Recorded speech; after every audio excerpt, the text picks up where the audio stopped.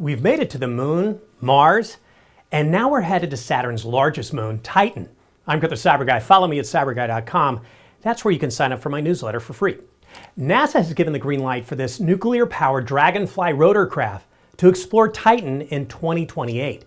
Even though Titan is 746 million miles from Earth, scientists are intrigued by the second largest moon in the solar system due to its atmosphere that's denser than Earth.